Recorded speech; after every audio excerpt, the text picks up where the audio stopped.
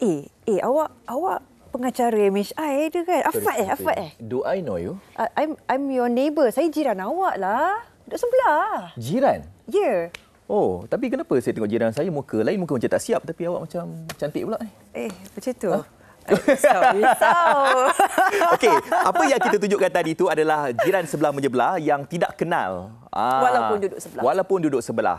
Tapi mungkin ada beberapa faktor yang menyumbang kepada ketidakteguran di antara kita sesama jiran. Ya, mungkin ada faktor-faktor tertentu. Maklumlah, khususnya kalau kita duduk bandar dan sebagainya, ada kita dapat faktornya atau memang kita ni jenis yang tak suka bersosial dan juga kesejahteraan keluarga kita akan bincangkan terus bersama tetamu kita di studio. Assalamualaikum kita ucapkan kepada Dr. Saadiah Malik, pensyarah di Fakulti Sains Sosial dan Kemanusiaan UKM. Apa khabar? Khabar baik.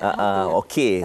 Tadi situasi antara saya dengan Sofia tu mungkin merupakan antara perkara biasalah yang berlaku di kalangan jiran. Sebab kajian menunjukkan bahawa hampir sejuta rakyat Malaysia yang tidak bertegur siapa walaupun imannya kiri kanan jiran kita sendiri. Pandangan doktor?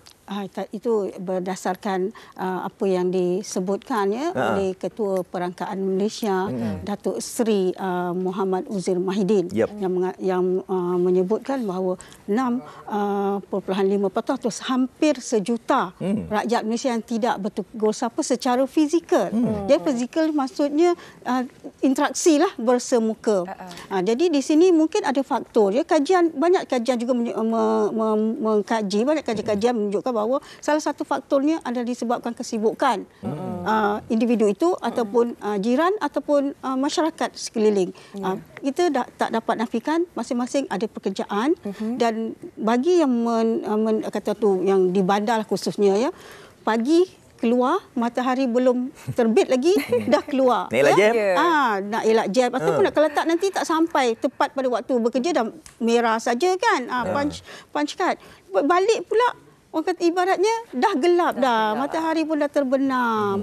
Jadi itu salah satu faktor pekerjaan, faktor masa lah yang menyebabkan tidak adanya interaksi bersama jiran. Bukan tidak mahu berinteraksi. Mungkin disebabkan oleh faktor tadi itulah. Jadi bila dah balik dah gelap takkan nak ketuk pintu, jiran pun dah tutup pintu, kita tutup pintu. Itu salah satu faktornya Dan selain daripada itu sebenarnya kedudukan sekarang lah kalau kita lihat perumahan sudah tidak seperti perumahan yang tradisional zaman dulu di desa, di kampung, yang mana terbuka, kita boleh je nak langkah, nak seberang terus. Tapi di sini kan ada barrier, ada pagar. Kadang-kadang kita bel 2-3 kali pun tak buka. Mungkin bel rosak ataupun jiran kita tu ada masalah, letih, malas nak layan lah, aku letih kan baru balik misalnya. Ada juga jiran yang malu. Ada juga yang malu. Dan banyaklah faktor-faktor lain, faktor-faktor yang tak dapat kita nak kata tu nak samaratakan lah. Bergantung kepada individu juga, bergantung pada keadaan, bergantung kepada bagaimana mereka menanggapi keadaan itu. Itu satulah. Bagaimanapun bagi saya tidak adil kalau kita mengatakan bahawa sekarang ini, untuk zaman sekarang inilah, bahawa tidak ada interaksi sesama jiran. Sebenarnya interaksi itu berlaku sesuai dengan keadaan sekarang. Minimal. Iaitu dengan gadget, WhatsApp group.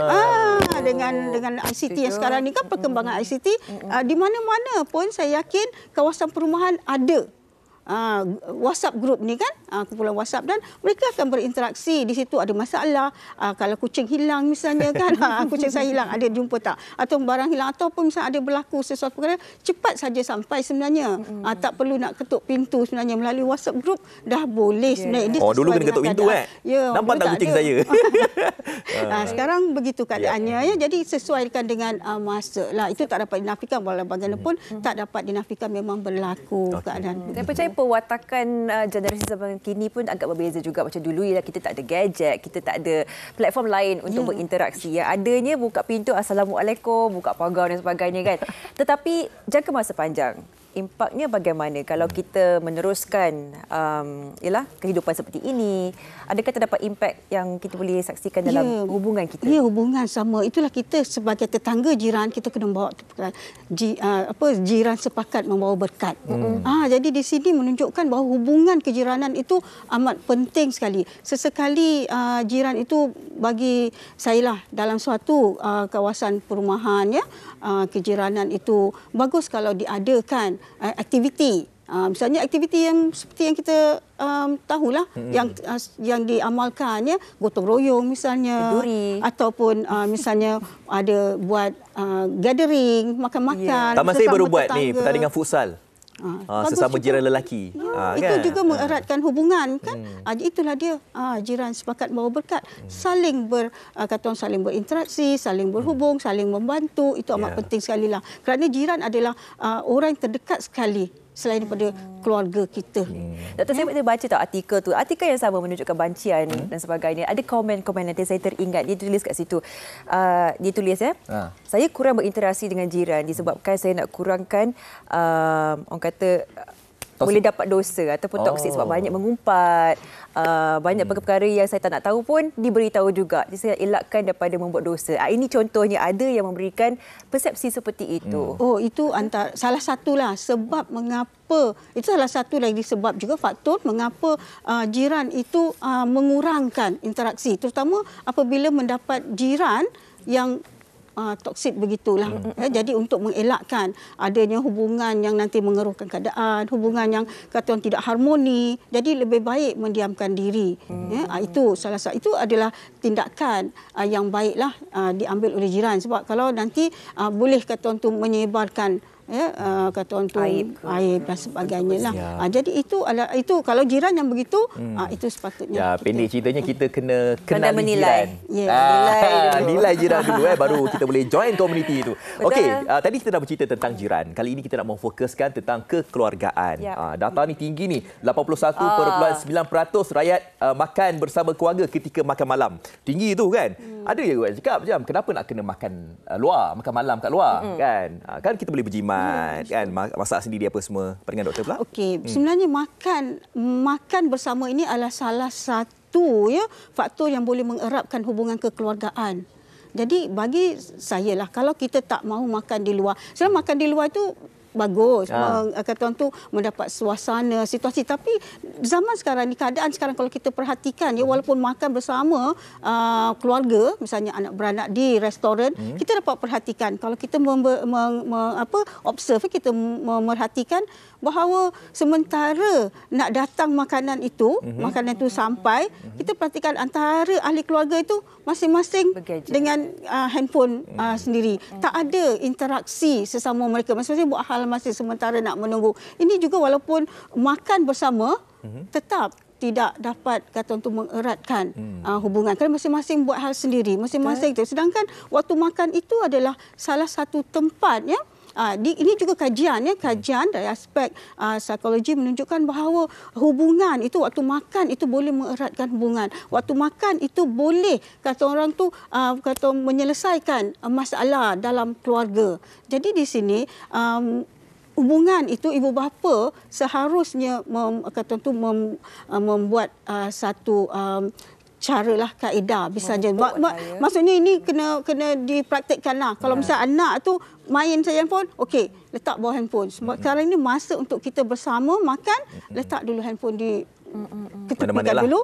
Di mana ke ketepikan, shut down dulu ke, mute dulu ke, kita berinteraksi. Apa masalah sekarang? Jadi di sini juga adalah salah satu tempat sebenarnya untuk menyelesaikan masalah, untuk mengeratkan, untuk kata untuk berbincang dan sebagainya. Dan ini adalah salah satu nak makan tiap-tiap waktu tu mungkin tak sempatlah, anak sibuk dengan sekolah, dengan belajar, ibu bapa sibuk dengan bekerja. Tapi satu masa yang paling sesuai ialah masa makan malam.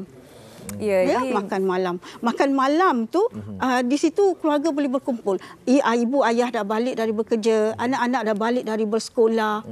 Jadi di situlah. Ini ada bacaannya. Sarawak menunjukkan yang lebih banyak keluarga yang makan bersama. Kenapa menunjukkan di negeri itu khususnya lebih tinggi berbanding dengan negeri lain? Oh, kalau kita nak sebut di sini, kita tak boleh nak kata faktor kedudukan, tempat. Ya. Dari sini mungkin kita tengoklah, kalau di Sarawak itu, kalau kajiannya di mana? Apakah di kawasan bandar ataupun luar bandar? Tapi kalau kawasan dia kata orang tu disamaratakan, maksudnya puratakan saja, mungkin dia lebih tinggi kerana mungkin kedudukan masyarakat di luar bandar itu lebih besar berbanding dengan yang di bandar.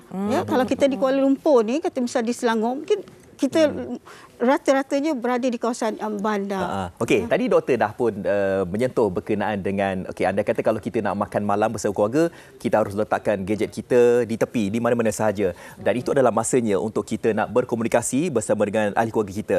Tetapi mungkin ada di antara ahli keluarga kita, contohnya anak-anak yang mungkin dia nak personal, dia nakkan macam berdua sahaja. Mungkin si Sofia nak dengan ibunya sahaja kan. Jadi mungkin ada di antara sekarang ni yang menggunakan gadget untuk berkomunikasi.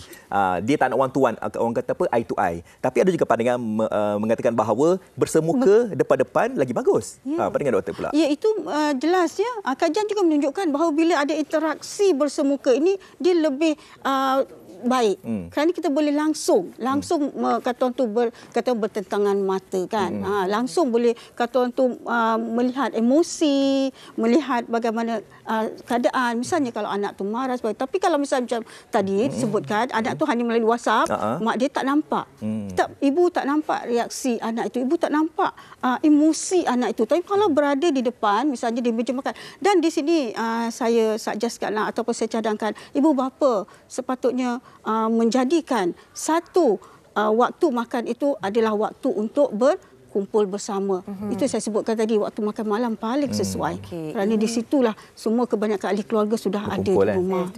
Ini disiplin lah. Contohnya kadang-kadang kita terlajak juga, tapi mungkin sama suami isteri, ibu dan ayah tu, kita sebagai orang dewasa ni, kita ingatkan sama sendiri, kita letakkan phone dulu, kita fokus kepada anak, sebab anak-anak ni ikut perangai kita.